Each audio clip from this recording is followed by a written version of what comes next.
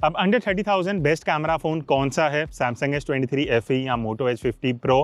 आज की वीडियो में हम फाइट करेंगे बिकॉज सैमसंग S23 FE अब सेल में 27,999 का मिलने वाला है। अब सबसे पहले अगर मैं नंबर ऑफ कैमरास की बात करूं तो दोनों में ही 3 कैमरास आपको मिलते हैं। 50 मेगापिक्सल के प्राइमरी कैमरास, बाकी टेलीफोटो और अल्ट्रा वाइड एंगल कैमरास भी दोनों में आपको मिल जाते हैं। अब आउटपुट की बात करते हैं। सबसे पहले in terms of photos side by side अब यहाँ पे सैंपल्स देख सकते हो। अब सबसे पहला डिफरेंस जो आप नोटिस करोगे वो है इन टर्म्स ऑफ कलर्स। अब मोटो H50 Pro के एज यूजुअल वाइब्रेंट कलर्स हैं, काफ़ी सैचुरेटेड हैं, पंची हैं, तो कई लोगों को ऐसे कलर्स पसंद आते हैं कि सीधा फोटो खींची और सोशल मीडिया पे अपलोड कर दी। बट आपको ऐसा पसंद है कि नेचुरल कलर्स आए या एडिटिंग में आप अपने हिसाब से कलर्स को मैनेज कर सको, देन S23 FE एक्चुअली बहुत बेटर काम कर रहा है। नेचुरल कलर्स हैं, एकदम जैसे आप आंखों से देखते हो वैसी टोन्स हैं। और बढ़िया चीज़ ये, अगर आप हल्का सा एडिटिंग में भी जाके एडजस्ट करना चाहते हो as a photographer, Samsung S23 FE आपको वो फ्रीडम देता है। बाकी यहाँ पे आप कुछ फ्लावर्स की फोटोज देखना, तो अगर मैं कलर्स की बात करूँ मुझे सैमसंग में ज़्यादा बेटर लग रहे हैं बिकॉज फ्लावर्स में क्या होता है, कलर्स थोड़े पंची होते हैं, थोड़े वाइब्रेंट होते हैं, तो वो देखने में कहीं ना कहीं मोटो H50 Pro उसको इतना ज़्यादा सैचुरेट कर देता है कि वो कहीं ना कहीं उसका टेक्सचर मिस हो जाता है। बट सैमसंग में वो चीज़ नहीं होती। इवन सनसेट के जो कलर्स हैं वो सैमसंग काफ़ी अच्छे से रिकॉर्ड कर पाता है। और अगर आप स्काई में देखोगे ना, मोटो H50 Pro में कहीं कहीं ग्रीन सा कलर आ जाता है, but Samsung S23 FE sky के कलर को बहुत अच्छे से एकदम ब्लू रिकॉर्ड करता है। तो अगर आप सनसेट सनराइज की ज़्यादा फोटोज लेते हो तो आई एम श्योर आपको सैमसंग का आउटपुट कहीं ना कहीं स्लाइटली बेटर लगेगा। बाकी अगर मैं डिटेल्स, टेक्सचर और क्लैरिटी की बात करूँ तो अगर आप कंपेयर करोगे हल्का सा भी जूम करके तो मोटो H50 Pro slightly softer side पे है। सैमसंग S23 FE आपको ज़्यादा डिटेल देता है, ज़्यादा टेक्सचर देता है। अगर आप इन फोटोज़ में पाथ में देखोगे, फुटपाथ में या ट्रीज हो गए या लीव्स हो गए या पत्ते हो गए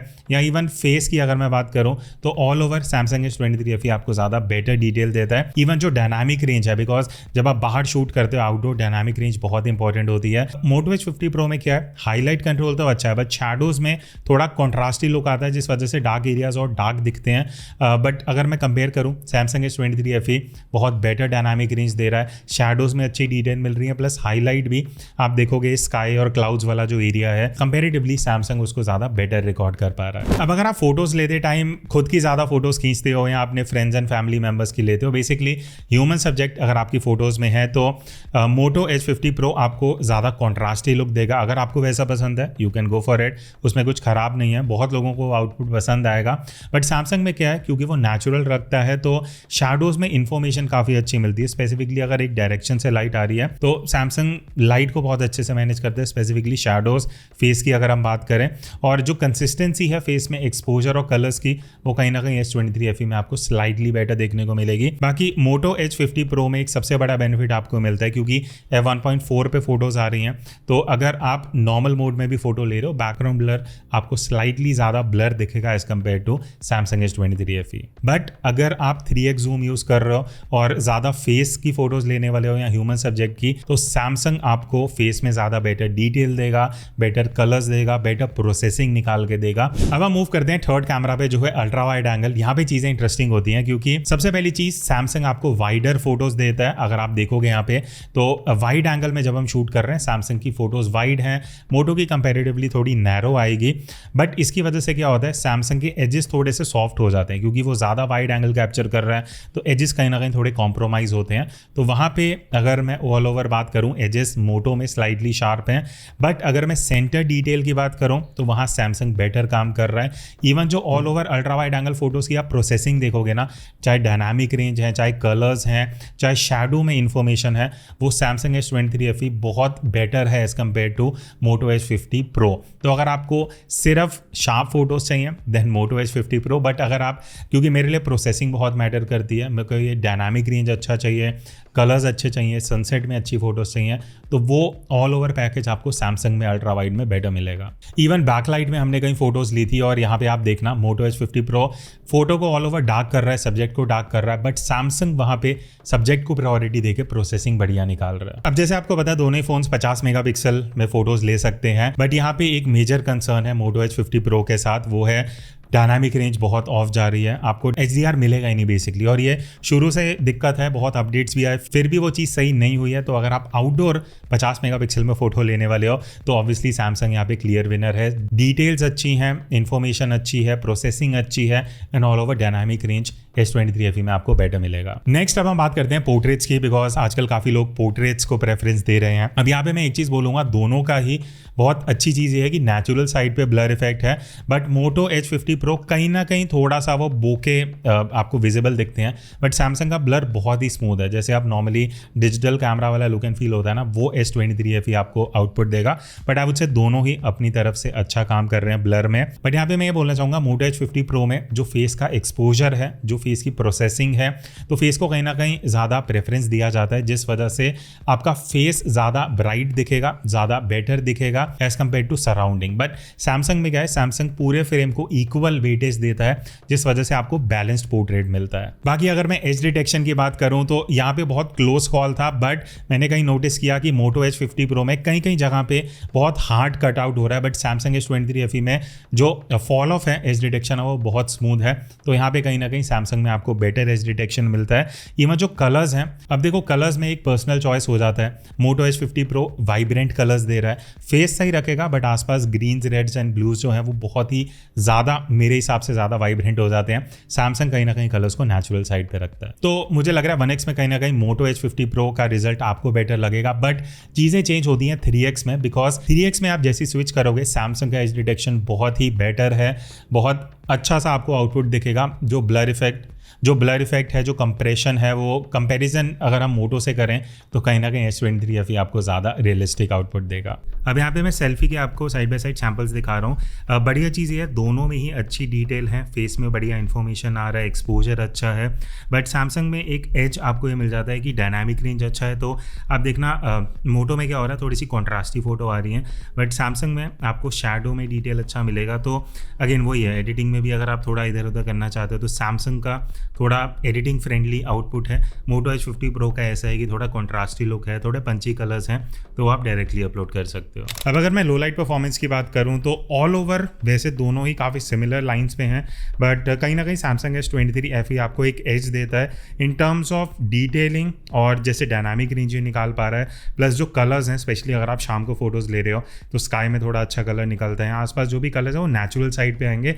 मोटो H50 Pro कहीं ना कहीं वही प्रोसेसिंग थोड़ी सी इधर उधर कर देता है। तो ऑल ओवर कहीं ना कहीं लो लाइट परफॉर्मेंस में स्लाइटली S23 FE आपको बेटर दिखेगा। तो हम यहाँ पे वीडियो का कंपैरिजन कर रहे हैं सैमसंग S23 FE वर्सेस मोटो H50 Pro।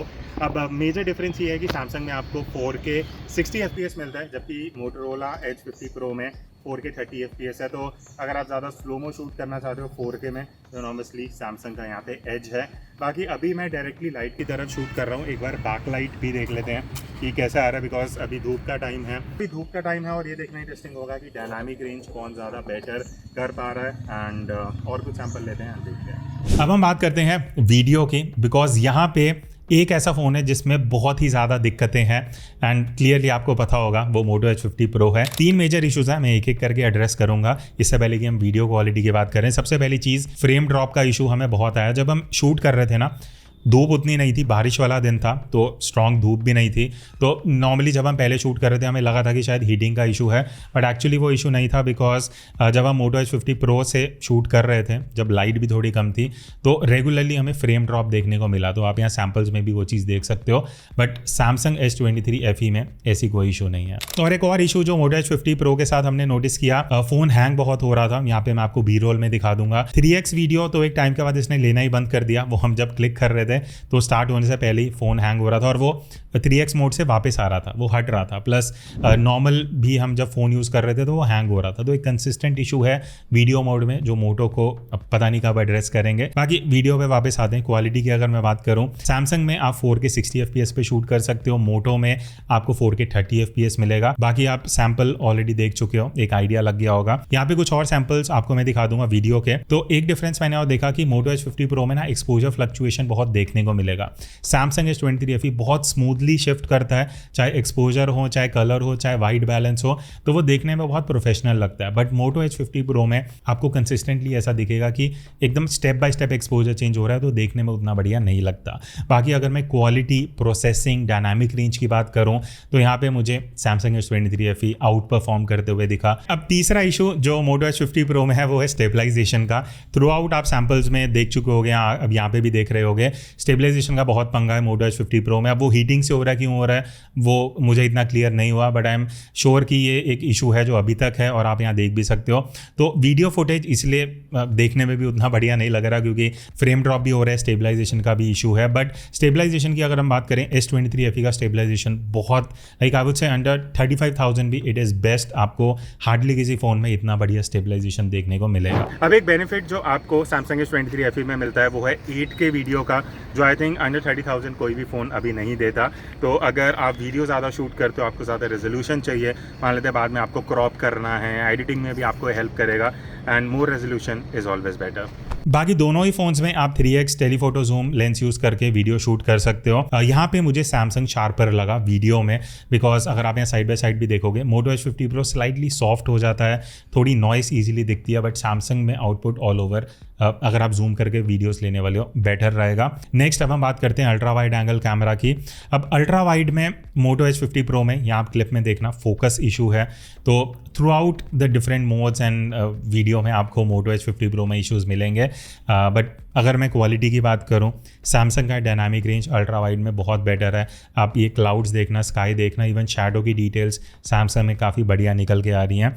इवन जो प्रोसेसिंग है ऑल ओवर वीडियो की अल्ट्रा वाइड में, वो आपको सैमसंग S23 FE में बेटर मिलेगी। एंड स्टेबलाइजेशन तो मैं ऑलरेडी आपको बता चुका हूँ कि इट्स लाइक गिम्बल। अगर आप अल्ट्रा वाइड में वीडियो शूट कर रहे हो मोटो H50 Pro में, फिर भी आपको जिटर्स दिखेंगे, बट सैमसंग अल्ट्रा वाइड में बहुत बढ़िया स्टेबलाइजेशन लेता है। तो अभी मैं दोनों के फ्रंट कैमरा से ये वीडियो रिकॉर्ड कर रहा हूँ, और इंटरेस्टिंग चीज़ ये है सैमसंग S23 FE में 4K 60 FPS है, बट मोटो H50 Pro में 4K 30 FPS है। तो एक्स्ट्रा 30 FPS कहीं ना कहीं आपको सैमसंग में मिल जाता है। और बाकी अगर मैं डायनामिक रेंज की बात करूँ तो अभी पीछे मेरे सनसेट हो रहा है, तो ये देखना इंटरेस्टिंग होगा कि क्लाउड्स कौन बेटर निकाल पा रहा है, बिकॉज देखने में मुझे अभी प्रीव्यू में सैमसंग कहीं ना कहीं बेटर लग रहा है। बाकी स्टूडियोज अब जाएंगे तो और अच्छे से देखेंगे। अब अगर मैं फ्रंट कैमरा की बात करूं तो दोनों में ही आर्म स्ट्रेच्ड डिस्टेंस पे हैं कैमरास, तो ऑलमोस्ट सिमिलर ही प्रीव्यू मिल रहा होगा। बाकी ये बैक लाइट है, एंड अगर मैं फ्रंट लाइट पे जाता हूँ तो ये एकदम फ्रंट लाइट है, जहाँ पे सनलाइट मेरे ऊपर अब सनसेट हो रहा है, तो हल्की वार्म सी लाइट होगी। आई थिंक बहुत हद तक हमें डिफरेंस पता लग गया। लास्ट में अब हम बात करते हैं लो लाइट परफॉर्मेंस की। अब यहाँ अगर आप भी सैम्पल्स देखोगे तो मुझे कहीं ना कहीं ऐसा लगा मोटो का एक्सपोजर अच्छा है, सैमसंग डार्क आ रहा है, तो मोटोरोला क्या कर रहा है कि लो लाइट में आपको ब्राइट वीडियो दे पा रहा है, सैमसंग थोड़ा सा डार्क कर रहा है। बट उसके अलावा स्टेबलाइजेशन सैमसंग में बेटर है। यहाँ आप देखोगे वीडियोस में, अगर आप चलते हुए यहाँ हल्का स्लाइट वॉक भी कर रहे हो, सैमसंग बेटर स्टेबलाइजेशन देगा। बस ये है कि अगर आप लो लाइट में वीडियो शूट कर रहे हो तो सैमसंग में कहीं ना कहीं आपको एडिटिंग में जाके एक्सपोजर बढ़ाना पड़ेगा। मोटोरोला में बाय डिफ़ॉल्ट आपको ठीक एक्सपोजर मिल जाएगा। अगर मैं अल्ट्रा वाइड एंगल की बात करूं तो यहाँ भी मुझे मोटो H50 Pro लो लाइट में बेटर लगा एज़ कम्पेयर टू सैमसंग, अगर आप ज़्यादा कम लाइट में वीडियो शूट करने वाले हो। बट मोटो H50 Pro में फ्रेम ड्रॉप का इशू है लो लाइट में। अब सैमसंग S23 FE में आपको काफ़ी अमेजिंग AI फीचर्स मिलते हैं जो ऑब्वियसली मोटो H50 Pro में नहीं है। जैसे कि फ़ोटो खींचने के बाद लेट्स सपोज यहाँ पे मैं इस आइकन पे क्लिक करता हूँ और मुझे अगर कोई भी एलिमेंट फोटो से हटाना है, मैं जस्ट उसके ऊपर एक शेप बना दूंगा और इस तरीके से जनरेट पे क्लिक करने के बाद वो गायब हो जाएगा। अब मान लेते हैं आप अपनी फोटो में किसी फ्रेंड को थोड़ा साइड में, लेफ्ट राइट कहीं भी मूव करना चाहते हो फ्रेम में, इस तरीके से आप कर सकते हो और AI को यूज़ करके सैमसंग अपने आप जो बैकग्राउंड है वो रिप्लेस कर देगा। इवन सब्जेक्ट को अगर आपको बड़ा करना है, छोटा करना है, रीसाइज करना है, वो भी आप इजीली कर सकते हो। तो ये कुछ AI फीचर्स हैं जो कहीं ना कहीं सैमसंग S23 FE को एक एज देता है ओवर मोटोरोला। तो ये था एक detailed camera comparison Moto H50 Pro versus Samsung S23 FE। आपका क्या चॉइस रहेगा? Do comment and let me know. मुझे लगता है ऑल ओवर फोटोज में थोड़ा क्लोज कॉल था, बट मेजर पोर्शंस में Samsung S23 FE slight edge है क्योंकि कलर्स थोड़े नेचुरल साइड पे हैं। बट अगर आप वीडियोस के हिसाब से फ़ोन देख रहे हो then clearly Samsung S23 FE better है, बिकॉज मोटो H50 Pro में बहुत इश्यूज हैं जो पिछले 2-2.5 महीने हो गए होंगे फ़ोन को लॉन्च हुए हुए, अभी भी वो एड्रेस नहीं हुए हैं। So that's it, I will see you in the next video. तब तक take care and keep clicking.